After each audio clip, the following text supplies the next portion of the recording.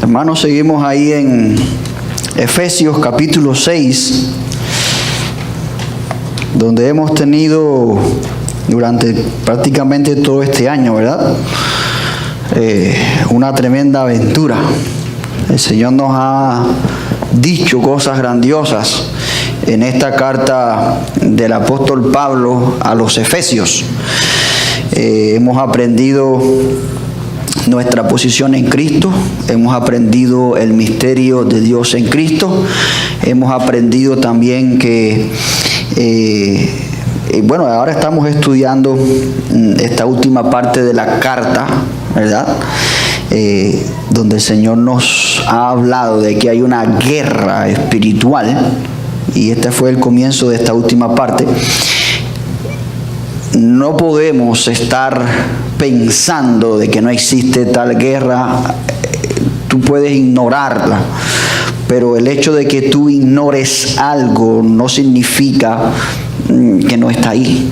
Hay mucha gente que, por ejemplo, hay veces que le llegan algunas cuentas por correo de algún médico, de alguna cosa que no ha pagado, y lo ignora, y al final esa gente se le olvida. Quizás si no le importa mucho el crédito, lo mandan a colección y después te afecta un poco el crédito, pero ignora y no pasa nada. Pero no pasa así con el IRS. Usted no puede ignorar el IRS porque puede buscarse un problema muy grande. Entonces, usted puede ignorar si quiere la guerra espiritual, eso no significa que está ahí. Ahí Satanás está constantemente haciendo, tramando, planeando con toda su camarilla, vamos a decir, de su ejército, a ver cómo puede tentar, cómo puede engañar, cómo puede hacer dudar al creyente. Y el Señor precisamente nos da aquí en esta última parte de la carta a los Efesios la grandísima bendición de usar su propia armadura, la armadura de Dios. Y hemos visto algunas partes de la armadura que vamos a mencionar más adelante. Y hoy vamos a estar viendo precisamente una parte muy importante también de la armadura. Creo que en todas las partes de la armadura he dicho lo mismo, ¿no? El yelmo de la salvación. Pastor, ¿qué cosa es un yelmo? Eso es un casco que se pone la gente, un casco muy importante.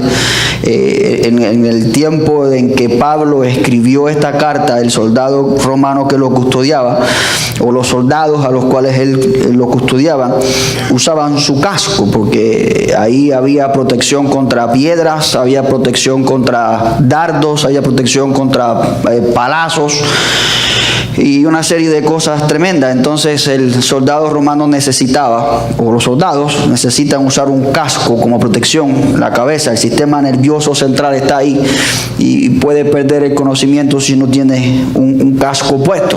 Hoy en día también los ejércitos del mundo utilizan un casco de acero, el cual es bueno para proteger su cabeza. Y mucha gente también, como los motoristas y otra gente, los constructores utilizan también cascos para evitar accidentes, etcétera.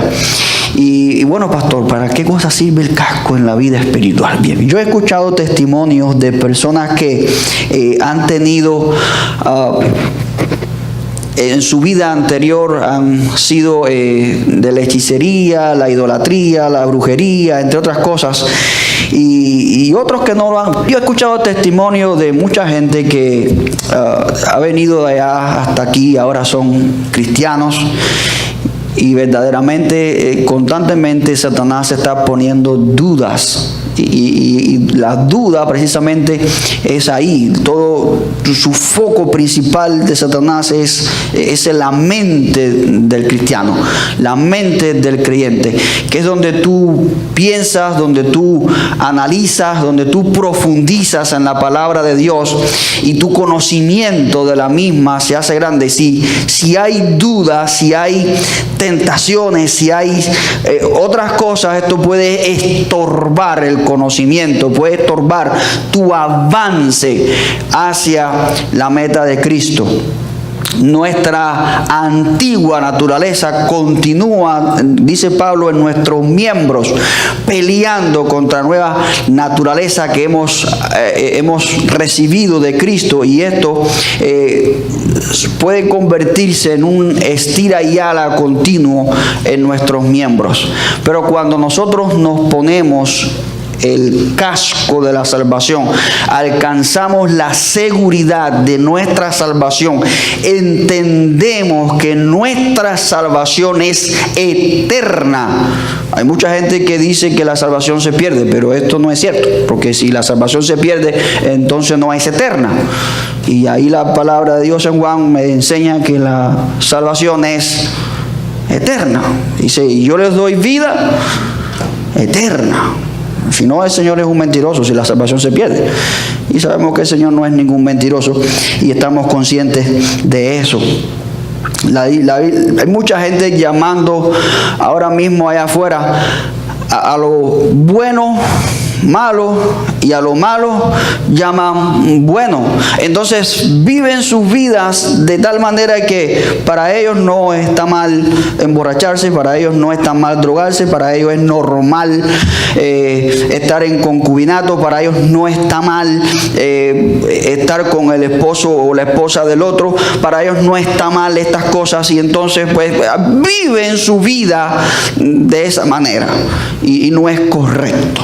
La palabra de Dios me dice que yo necesito como creyente saber cuál es la diferencia entre lo que está bien y lo que está mal. Y la única forma de hacerlo es precisamente poniéndonos este casco de la salvación que está en Cristo Jesús. Nosotros en Cristo Jesús, una vez que nosotros recibimos a Cristo, que Él está presente en nuestra vida, estamos poniéndonos, vamos a decir, estamos vistiéndonos de Él, estamos vistiéndonos de esta armadura que nos da Él, y esto nos permite continuamente rechazar toda esta duda, toda esta madeja de complicaciones y tentaciones que Satanás continuamente lanza sobre nosotros. Así que, mi amado hermano, la salvación es una gran bendición en Cristo.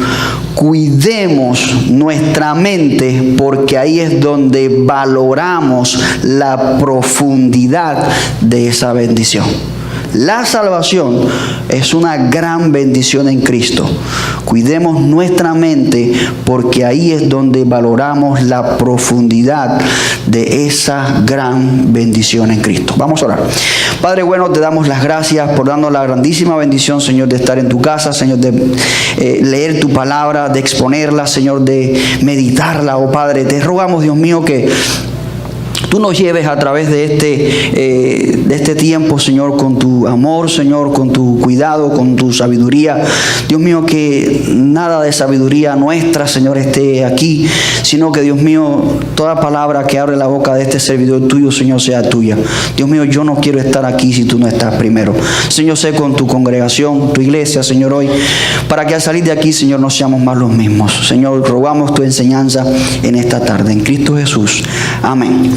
Dice la palabra de Dios ahí en Efesios capítulo 6, versículo 17, y tomad el yelmo de la salvación. Es decir, que usted debe ponerse, viene también así como con cada una de las partes de la armadura, viene una orden. Tomad, agarren, pónganse el casco, porque es importante, mi amada iglesia. Ahora bien, ¿qué representa el casco, pastor? ¿O es que acaso la iglesia necesita ponerse? Todos vamos a andar con casco. Hay un comercial en la televisión que es el comercial del General. No sé si lo han visto. Y es un muñequito así que siempre tiene un casco. Y cuando la gente se pone en ese seguro de carro, todo el mundo usa un casco. No, la iglesia no se tiene que poner un casco, ni andar todo el mundo aquí con esa cosa puesta en la cabeza. pero sí, mi hermano, hay que cuidar nuestra mente. Así que, ¿qué cosa, pastor, es lo que representa el casco, el yelmo de la salvación? Mi hermano, lo primero que podemos ver o examinar en esto de ponerse el casco o llevar el casco es cómo opera Cristo en la mente del creyente. Algo bien importante, porque vamos a ver primeramente quién es Cristo, ¿verdad? Y en cada una de las partes de la armadura hemos visto a Cristo presente. Cuando vimos ahí, por ejemplo, el cinto de la verdad, ¿quién es la verdad? Cristo es la verdad. Sin Cristo, todas las demás supuestas verdades de este mundo vienen a ser relativas. Así como, por ejemplo, la teoría de la evolución, el Big Bang, todo lo que decía Oparin, todo lo que decía Darwin, todo lo que decían esa gente, sigue siendo todavía, hermano, porque la única verdad es Cristo. Y cuando nosotros nos ceñimos, nos apretamos nuestro lomo, nuestra cintura con esa verdad, nos va a bendecir para servir a otros con la única verdad. Cuando estudiamos también la coraza, vimos ahí que no es una coraza como la que usan los soldados y esas cosas, es la justicia de Cristo. A eso se refiere ahí cuando dice la coraza de justicia. El cristiano tiene que estar armado con justicia. No podemos ser cristianos sin integridad. No podemos andar de esa manera.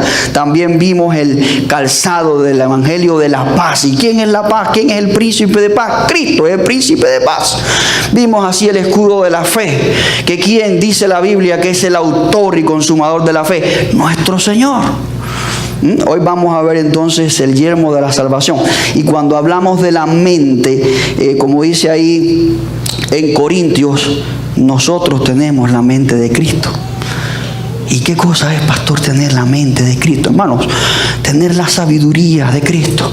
Representa su sabiduría, sabiduría de lo alto. Mientras estudiamos los martes acá en la iglesia el libro de Santiago, hemos visto que hay dos tipos de sabiduría. Una viene de terrenal, animal, qué sé yo, ahí dice, y la otra dice que es sabiduría de lo alto. Esta sabiduría que solamente puede venir de Dios. Esta sabiduría que es una bendición.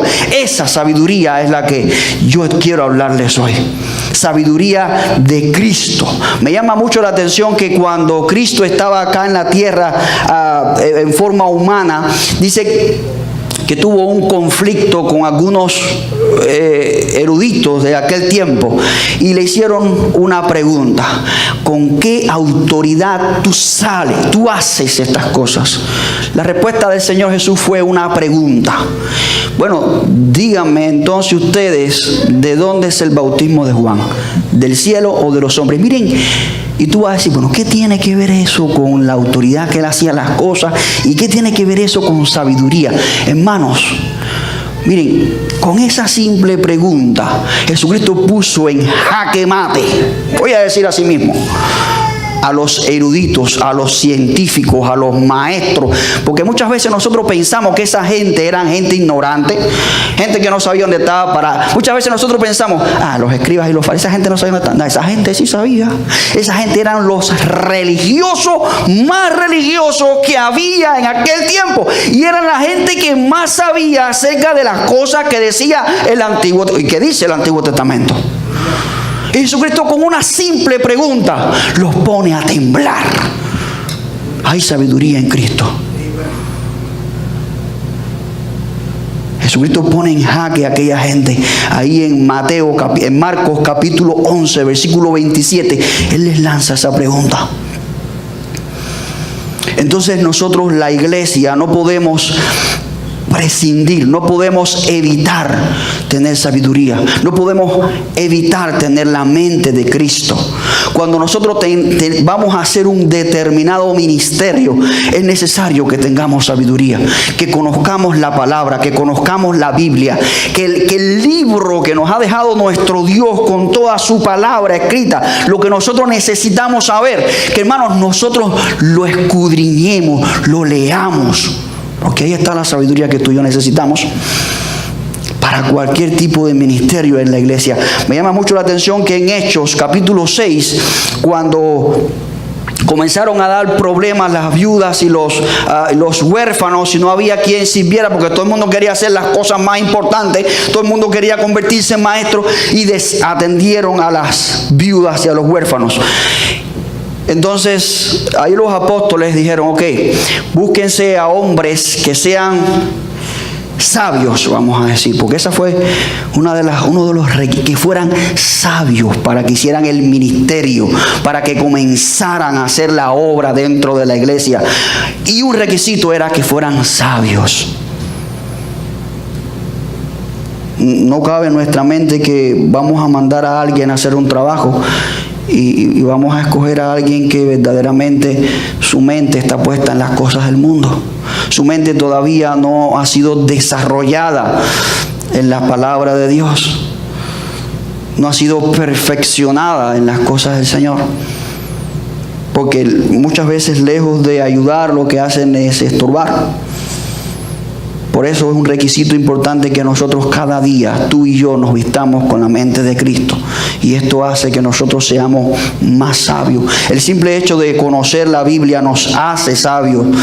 En el tiempo de Santiago escribe, había mucha gente, cuando salía por ejemplo una doctrina nueva o salía una enseñanza nueva, había gente que rápidamente querían hacerse maestros de esta enseñanza, querían ostentar el ser maestro. Ese maestro no era como en los días de hoy, que el maestro llega a un aula cerrada donde hay 20 sillas y ahí enseña. No, el maestro andaba por la calle enseñando a sus discípulos. Se iban a montículos, se iban al campo, se paseaban por dentro de la ciudad y la gente les regalaba cosas. Y vivían de eso. Y vivían del prestigio que muchas veces le daba el ser maestro. Y Santiago advierte rápidamente, él se da cuenta de que también en la nueva enseñanza, en el evangelio, habían hombres que querían hacerse maestros para ostentar este tipo de cosas. Y él le dice: mira, más le vale a ustedes no hacerse mucho de vosotros maestros, porque ¿saben qué? Van a acarrear mucha condenación sobre ustedes. Santiago le dice así. Y no es que nosotros dejemos de ser maestros, no. Es que la mayoría de los maestros de los que Santiago está hablando, muchas veces, lejos de hablar la palabra de Dios, hablaban de su propia boca y no hablaban sabiduría de Dios. Y Santiago advierte contra esto: lejos esté de nosotros, hermanos, a hablar cosas que no sean de Dios. Que no sea un lenguaje cristocéntrico, una mente centrada en Cristo, que toda nuestra sabiduría venga de parte de Él. Cuando nosotros nos vestimos, cuando nosotros nos ponemos el yelmo de la salvación, el casco de la mente de Cristo, nos estamos vistiendo con la sabiduría de Cristo. Muy necesaria, mis hermanos, en este tiempo para enseñar en la iglesia. También, mis hermanos, dentro de lo que es, dentro de lo que es cómo opera Cristo en la mente del creyente, tenemos que representa su poder en nuestras vidas. Su poder en nuestras vidas. Nada de lo que yo espero, nada de lo que yo soy o lo que yo espero ser en el futuro depende de mi sabiduría ni de mi poder. Todo lo contrario, yo dependo cada día del Señor y tú debes depender cada día del Señor. Y el mismo Pablo, escritor de esta carta, también se dio cuenta de que nosotros no podemos depender de nosotros mismos, de nuestro poder adquisitivo, quizás, de nuestra sabiduría para llegar a hacer algo. Nosotros como creyentes cada día tenemos que esforzarnos por depender más y más de Dios. Que nuestro poder no sea nuestro. Si algo tú y yo hacemos, sea por la gracia de Dios, por el poder de Dios. Cuando nosotros nos ponemos el yelmo de la salvación, amada iglesia, estamos vistiéndonos también con el poder de Dios. Y me encanta un texto en la Biblia, está ahí en Romanos capítulo 1, versículo 6. Dice Pablo: porque no me avergüenzo del evangelio, porque es poder de Dios. La palabra poder en el griego es una palabra que se pronuncia dunamis. de donde proviene la dinamita, es decir, la palabra dinamita que conocemos hoy, mi amada iglesia.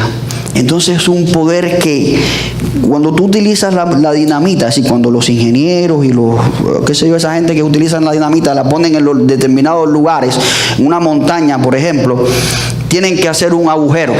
Y en ese agujero que ellos hacen allá adentro, ponen la dinamita y sacan un cordelito que tiene fósforo, creo, qué sé yo, y encienden eso, y allá adentro de la dinamita, ¿qué hace?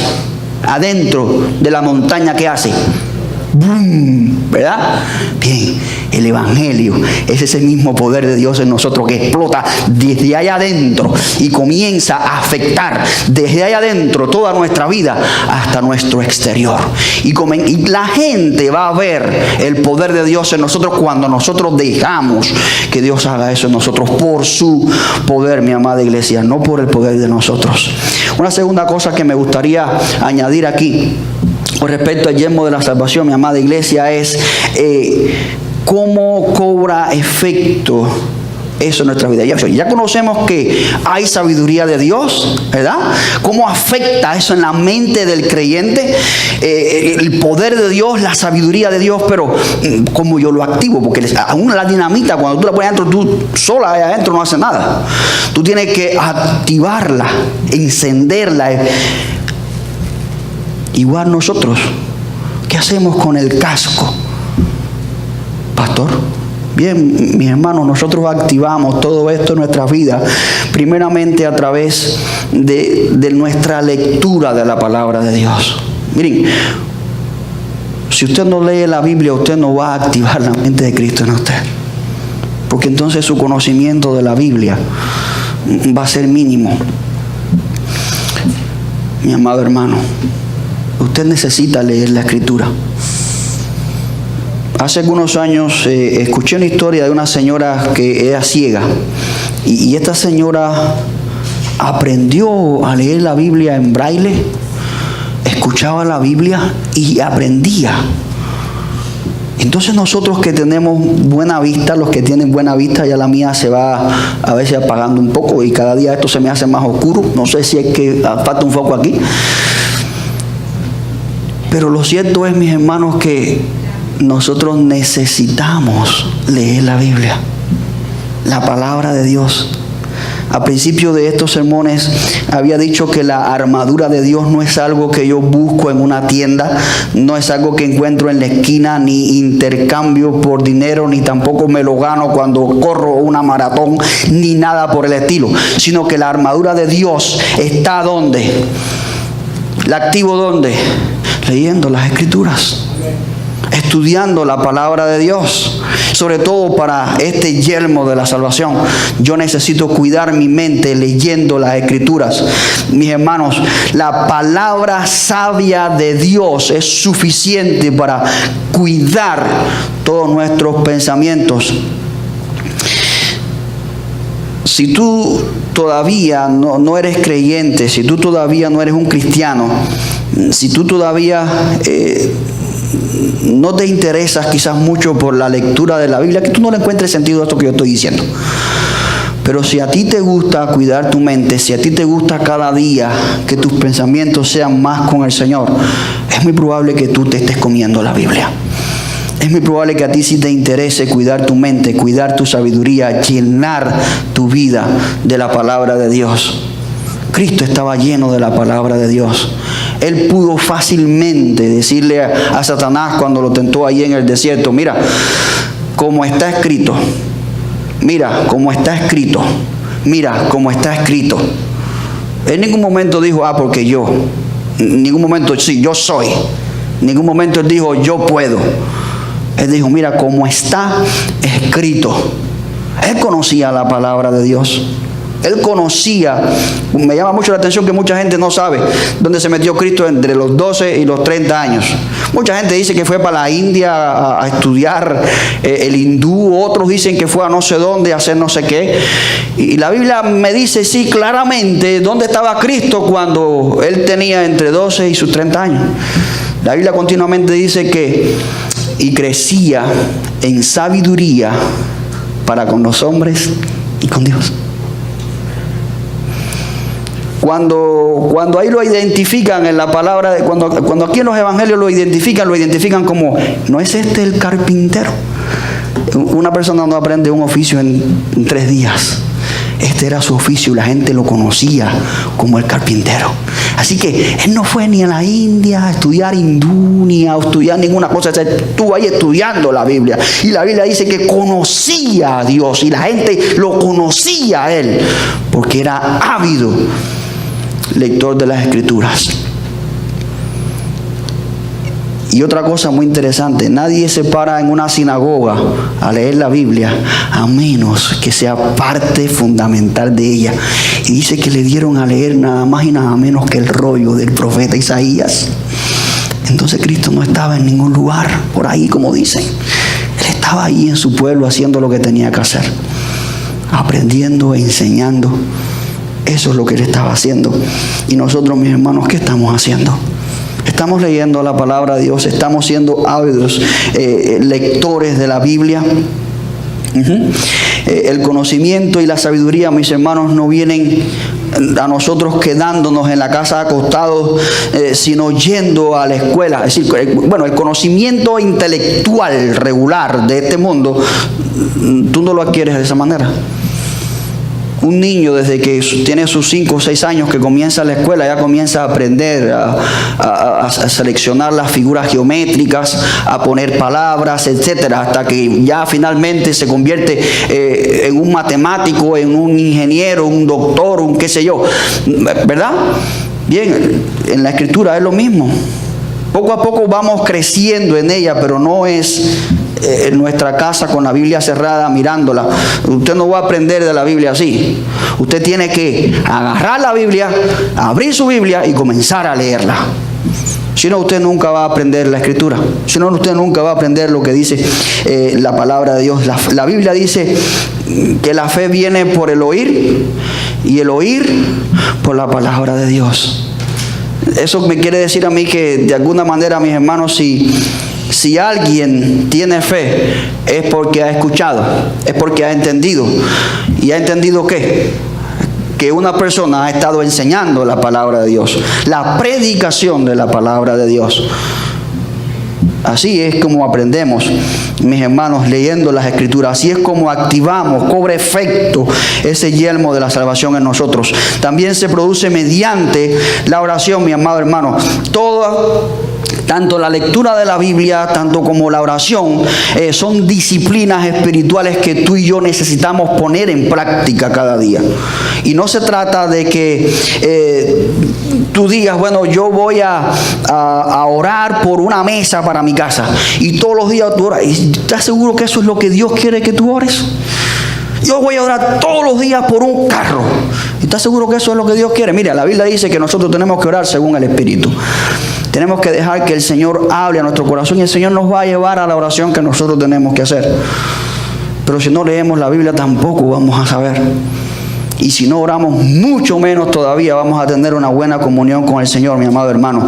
Dice la palabra de Dios ahí en Santiago capítulo 1 versículo 5: si alguno de ustedes tiene falta de sabiduría, ¿a quién se la va a pedir? Pídala a Dios. Entonces ore para que Dios le dé esa sabiduría a usted, mi amado hermano. En último lugar, mi amada iglesia, quiero compartir con ustedes cómo usar ese yelmo, ese casco. Sí, porque déjenme decirle algo. Cuando yo fui al ejército a cumplir con mi servicio militar, me acuerdo que estábamos todos vestidos nomás de civil. No nos habían dado ni la ropa todavía. Y el primero en la fila, un muchacho jovencito, flaquito, bueno, todos éramos jovencitos y flaquitos. Él le dan todas las cosas, le dicen, avance, avance, soldado, avance. Y ahí estaba con sus cosas. Le dieron las botas, le dieron una ropa, le dieron el casco. Pues ahí venía todo. ¿Y qué hizo el muchacho? Agarró y puso ciertas ropas y cosas dentro del casco. Cuando pasó de la fila, un oficial le dijo, ven acá. ¿Quién ha visto que el casco de protección se lleve en cosas? Eso no es una java. Póngase el casco. Lo tuvieron una semana entera con el casco puesto. En vez de usar la gorra, porque el casco nada más nos lo poníamos cuando íbamos al campo de tiro. Ahí se usaba nada más el casco. El casco siempre estaba en otro lado. usábamos la gorrita nada más. Pero el muchacho lo tuvieron una semana entera con el casco puesto. Dice, bueno, pastor, este casco, ¿para qué nos sirve? Bueno, ya vimos que representa, ¿verdad?, la sabiduría de Dios, ¿verdad? Se activa en nosotros cuando nosotros somos diligentes y responsables, leemos la Biblia y oramos. Pero también lo vamos a usar, mi amada iglesia, para la defensa del Evangelio. Me acuerdo también que en Cuba, mientras estudiaba en el seminario y todo lo demás, al principio de la revolución comunista y todo eso, el comunismo, se empezó a enseñar marxismo-leninismo en las escuelas. Era obligatorio aprender eso. Y el marxismo-leninismo niega a Dios, niega la existencia de una creación especial, niega a todo eso. Entonces los pastores, a partir de ahí, del año 1960 y tanto, comenzaron desde sus púlpitos a usar lo que nosotros conocemos como apologética, que es la defensa del Evangelio. Los pastores en Cuba se hicieron tremendos en apologética, y desde el púlpito ellos predicaban y predicaban como defendiendo continuamente el Evangelio, defendiendo la creación, defendiendo a Dios, defendiendo a Cristo. En 1997, cuando el Papa va a Cuba, afloja un poco las tensiones y las cosas. Yo llevaba ya algunos años de convertido. Y comenzaron a aflojarnos un poco la soga a nosotros los cristianos. Pero ¿saben qué? Todavía en los días de hoy, los pastores más viejos, cuando tú los oyes predicando, tú sientes en su predicación, y yo creo que hasta yo cuando empecé a predicar aquí en la iglesia, se me sentía el choque de apologeta, porque eso es lo que importaba en ese momento, defender el Evangelio. ¿Por qué? Porque en mi isla amada, el comunismo tomó toda la enseñanza.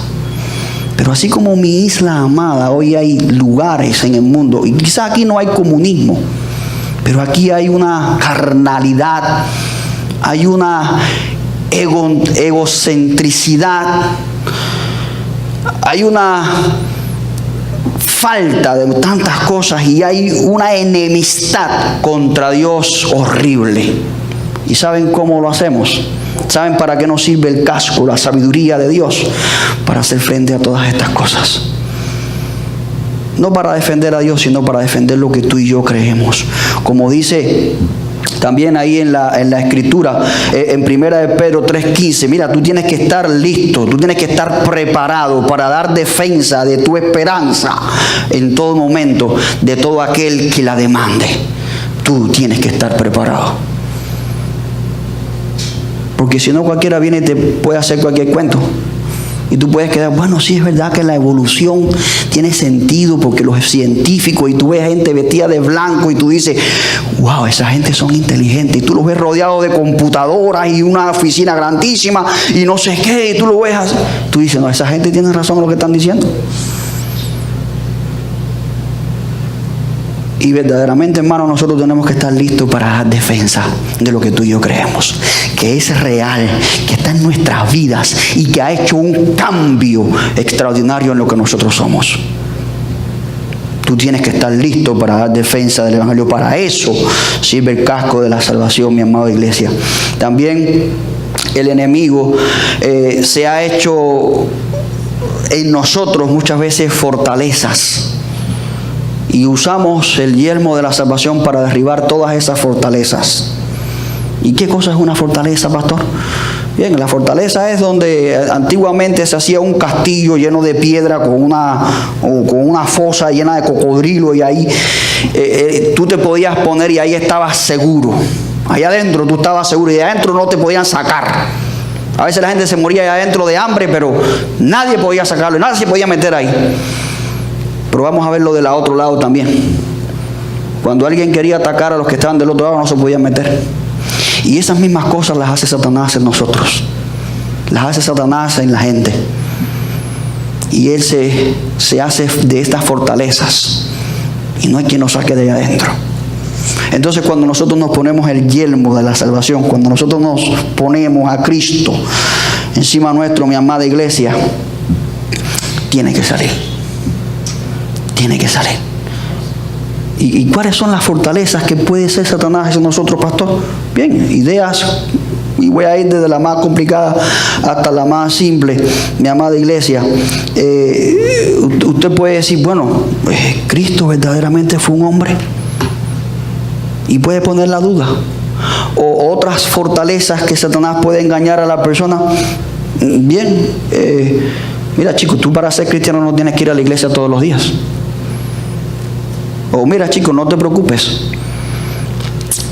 no necesitas, para ser cristiano tú no necesitas leer la Biblia todos los días. O para ser cristiano tú no necesitas orar todos los días. Con que ores una vez a la semana está bien. Y ya estudiamos hace un momento, ¿verdad? Dije que una de las cosas que necesitamos para activar ese yelmo de la salvación es ¿qué cosa? La lectura de la Biblia y la oración. Mira por dónde te va a atacar él. Ya te das cuenta que él también se traza fortalezas. Y él a veces viene y te dice a través de una persona, de alguien conocido, y te dice, chico, para ser cristiano tú no necesitas ir a la iglesia todos los domingos. Chico, para ser cristiano tú no necesitas leer la Biblia todos los días. Mira, yo no te digo eso. Si yo vengo y te lo digo, dime, pastor, mentiroso. Eso no es lo que dice la Biblia. Yo le doy toda autoridad para que usted me diga, pastor, mentiroso. Aléjate de mí, Satanás. Porque eso no es lo que dice la Biblia. La Biblia dice que nosotros tenemos que congregarnos. La Biblia dice que nosotros tenemos que orar. La Biblia dice que nosotros tenemos que escudriñar la palabra. Cuando tú lees el Salmo 119, usted se va a dar cuenta de las grandísimas bendiciones que trae ser un ávido lector de la Biblia, para activar ese yelmo de la salvación en ti y en mí, mi amado hermano.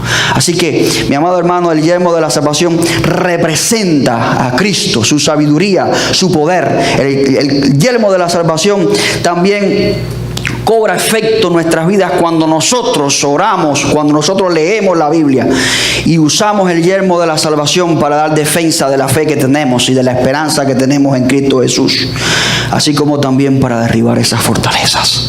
Vamos a orar.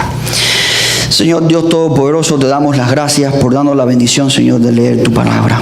Dios mío, gracias por la grandísima bendición, Señor, que es poder, Dios mío, compartirla con mis hermanos. Señor, permite que al salir de aquí hoy, Señor, no seamos más los mismos, sino que, Dios mío, seamos cada día, Dios mío, diligentes en ponernos cada una de las piezas de esta armadura, pero también el yelmo de la salvación. Confiar, Dios mío, en que tú, Señor, has asegurado en Cristo esa salvación, y que esa salvación, Dios mío, es de Él, viene de Él para nosotros, pero que así también, Dios mío, representa su sabiduría, representa, Dios mío, su poder. Dios Santo, ayúdanos a activarlo leyendo la Biblia, siendo, Dios mío, diligentes en la oración. Ayúdanos, Dios mío, porque hay mucha gente allá afuera, Señor, tratando de quitar nuestra fe, de quitarnos, Dios mío, nuestra esperanza. Dios mío, y Satanás, Dios Santo, ha hecho, Señor, estrago muchas veces en muchos creyentes, haciendo fortalezas, Dios mío, creando dudas, lanzando sus dardos, Dios mío, de tentación. Dios mío, ayúdanos a defendernos con esta armadura. Oh Señor, te rogamos en Cristo Jesús, haz así con nosotros. En el nombre de Jesús oramos. Amén.